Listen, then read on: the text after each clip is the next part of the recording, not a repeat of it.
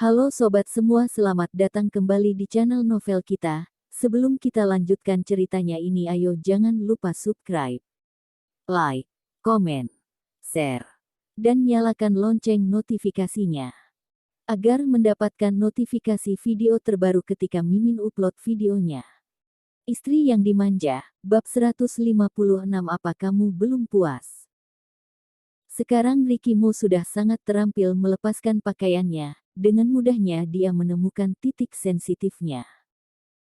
Amanda Mo tidak ingin melakukannya dengan Ricky Mo di situasi seperti ini, namun tubuhnya telah melemas. Akhirnya dia hanya membiarkan Ricky Mo melakukannya.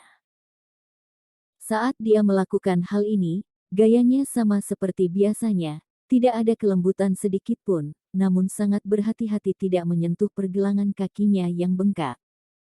Mandi kali ini, mandi dengan sedikit lebih lama. Saat tubuhnya digendong keluar oleh Ricky Mo yang hanya melilitkan handuk di tubuhnya, Amanda Mo tidak sanggup lagi untuk membuka matanya, dan langsung tertidur. Keesokan pagi, saat Amanda Mo terbangun, dia mendengar suara samar orang berjalan di dalam kamar. Orang yang berjalan itu sudah berusaha sebisa mungkin memelankan langkah kakinya, namun karena kamar yang terlalu sunyi, Amanda Mo masih bisa mendengar suaranya. Dia membuka matanya, menemukan Ricky Mo yang keluar dari wardrobe dengan mengenakan pakaian formal. Saat dia keluar, tatapannya langsung jatuh ke atas ranjang, kebetulan bertatapan dengan mata Amanda Mo yang baru bangun. Ricky Mo tertegun sejenak, kemudian berjalan menghampirinya. Sudah bangun? Amanda Mo mendengus sejenak. Apa matamu tidak bisa melihatnya? Selesai berucap, langsung membalikkan tubuhnya memunggungi Ricky Mo.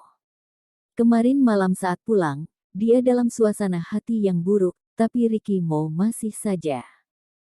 Semakin dipikirkan semakin membuatnya kesal. Ricky Mo menatap belakang kepala Amanda Mo, raut wajahnya sedikit tidak terbaca. Akhirnya, dia juga hanya berucap dengan datar.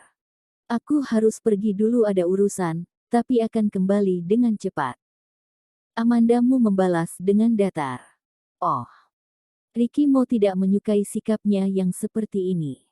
Sedikit mengerutkan alisnya. Tangannya sedikit mengepal, kemudian kembali melepaskan kepalan tangannya, langsung bangkit berdiri dan membalikkan bahunya, menciumnya dengan serampangan, akhirnya membuat perasaannya membaik. Ricky, apa kamu belum puas? Jika ada urusan cepatlah pergi. Akhirnya Amanda Mo merasa tidak tahan meledakkan emosinya. Dia bangkit duduk, dan berteriak pada Ricky Mo. Amanda Mo yang baru bangun, rambutnya terlihat sangat berantakan, poni di depan keningnya terlihat lebih berantakan, ditambah lagi dengan wajahnya, terlihat sedikit kekanakan. Ricky Mo tidak hanya tidak marah, malah dia merasa penampilan wanita ini sangat menggemaskan, menyunggingkan sudut bibirnya tersenyum. Amanda Mo merasa pria itu terlihat seperti tidak waras. Mengenai Ricky Mo yang tidak tahu malu, dia tidak akan bisa melakukan hal yang memalukan melebihi Ricky Mo. Dia yang tidak bisa mengalahkan pria itu, maka dia akan mengabaikannya saja. Amanda Mo turun dari ranjang, melupakan kakinya yang terkilir. Saat kakinya menapak, muncul rasa sakit hingga membuat keningnya mengeluarkan keringat dingin. Ricky Mo mengerutkan alisnya menghampirinya dan memapahnya. Apa kamu seekor babi? Aku bukan babi, kamu sebagai suamiku masa tidak tahu? Balas Amanda Mo dengan tajam. Walaupun dia sedikit bodoh karena menginjak kaki yang sakit, tapi dia tidak bisa menerima makiannya begitu saja. Ricky Mo mengangkat alisnya. Tidak mengatakan apapun. Namun dia tidak segera pergi, malah berdiri di depan pintu kamar mandi menatapi Amanda Mo yang sedang mandi, seperti takut jika wanita itu kembali menginjak kakinya yang terkilir. Amanda Mo keluar setelah selesai mandi, menemukan Ricky Mo yang sedang melemparkan satu set pakaian olahraga ke atas ranjang. Sedang apa? Pakai ini. Untuk apa kamu mengaturku? Amanda Mo merasa pria ini sedikit pelin-pelan. Setengah jam yang lalu mengatakan akan pergi karena ada urusan, namun hingga sekarang masih saja belum pergi, bahkan mengambilkan pakaian untuknya.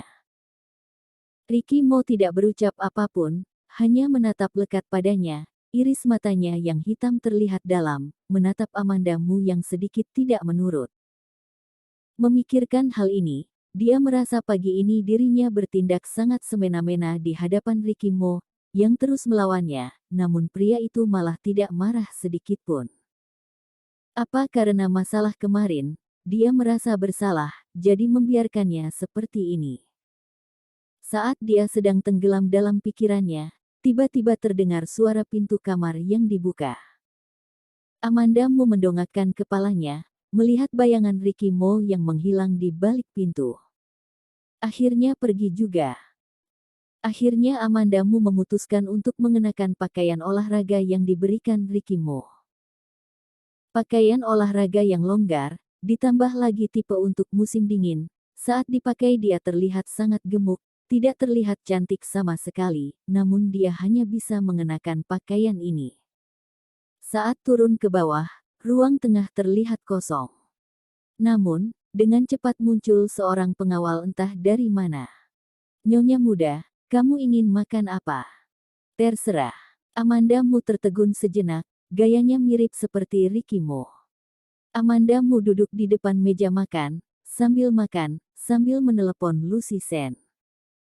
"Kemarin malam kamu membiarkan Ricky membawaku begitu saja. Bukankah kita ini sahabat baik selamanya?" Menjadi sahabat baik selamanya, harus menjamin keamanan nyawa juga.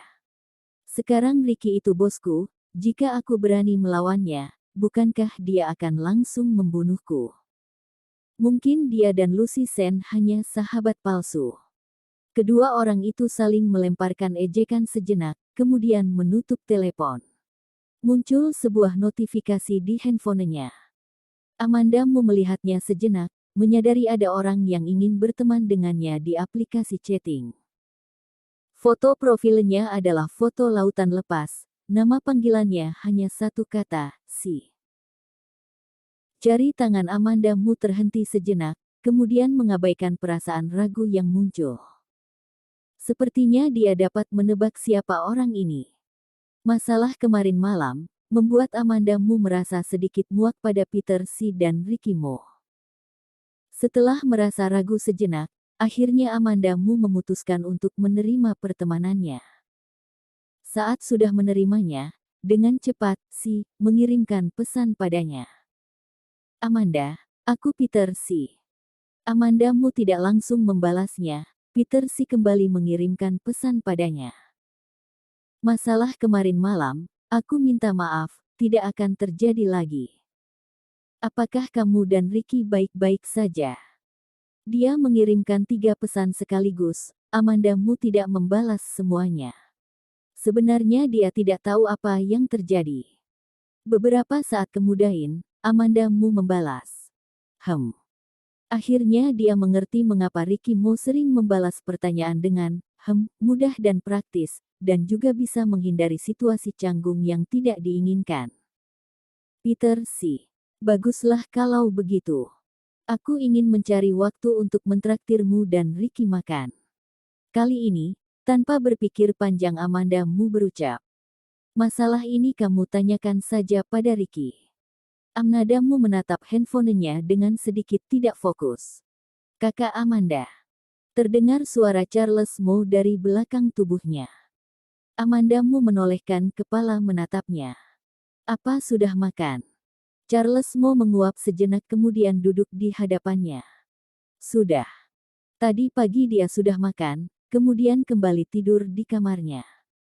"Kamu belum menjawab pertanyaanku kemarin." Tiba-tiba Amanda Mu membuka mulutnya, seketika Charles Mo membeku. "Pertanyaan apa?" Amanda Mu berucap dengan pelan. "Mengenai Katarina." Pertanyaan ini, paling cocok ditanyakan pada Charles Mo. Charles Mo sedikit tercengang, raut wajahnya tidak terbaca. "Dia itu tetangga kamu, sering datang ke rumah kami untuk bermain, dia juga sangat baik." Sejak awal Amanda Mu sudah menebak jika Katarina memiliki hubungan yang cukup baik dengan mereka. Mendengar Charles mau berucap seperti ini, dia tidak merasa terkejut. Dia kembali menanyakan pertanyaan yang sangat ingin diketahuinya. Ricky juga mengenalnya. Ya, kakak sepupu juga mengenalnya.